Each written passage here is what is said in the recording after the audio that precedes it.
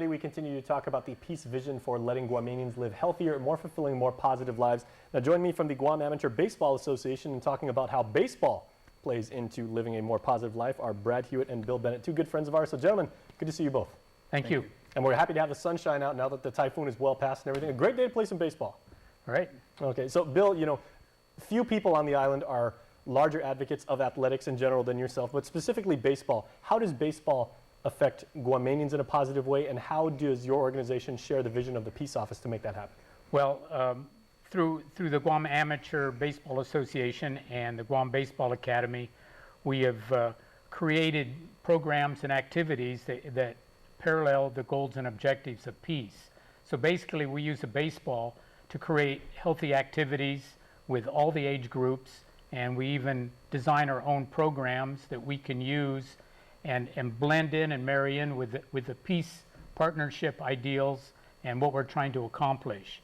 So through our association, we are creating these activities in the villages or on the fields, any way that we can to help our young kids with healthier lifestyles. You know, get kids off the couch, off the streets, you know, and the lessons certainly that they learn on the baseball field, you know, definitely continues into the classroom. It just makes them better individuals overall. I think they need to know about their bodies, how they need to treat their bodies, and you know, how to eat, and some of the, you know, some of the trends that with the abuse of alcohol and the abuse of drugs and tobacco that can destroy their life. So we try to send those messages in different methods, different formats. And of course, that's what our friends at the Peace Office have done a very, very good job of. They're going around the island trying to improve the quality of Guamanians, and they're doing a very good job. So, Brad, I know, even though we're talking about baseball, as long as I've known you and have many conversations with you, you're always an X's and O's guy, even though that's kind of two different analogies put together. How do you use, you know, mechanics, because that's something you're very interested in, to try and make kids with potential in the sport become even better players and, you know, hopefully be role models to, you know, the next generation? Because it's not just, you know, being the best player that you can and then going on and hopefully making it to the majors. It's also about passing it down to the next generation. Yes, it is.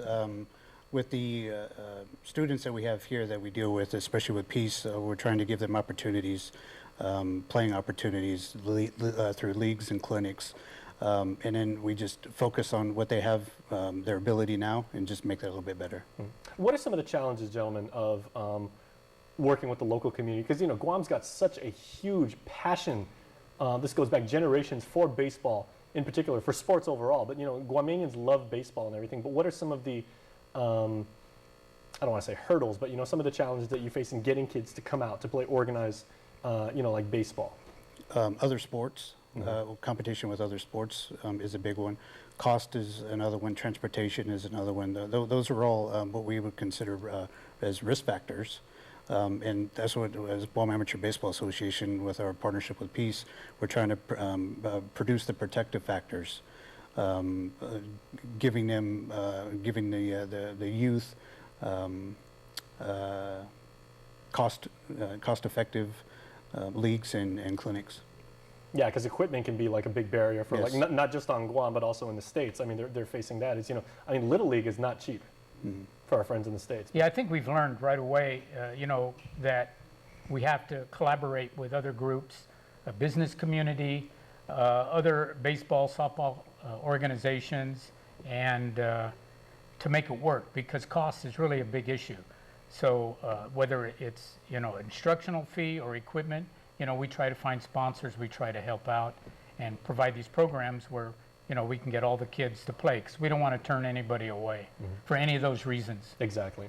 Now, of course, many people, we've met some tonight during our program, but use sports as a metaphor for, you know, for life. And, you know, if you work hard, if you treat other people, you know, fairly, if you're a good teammate, you know, if you exhibit good sportsmanship, you can be a positive member of the community. How do you try and implement that with young people especially?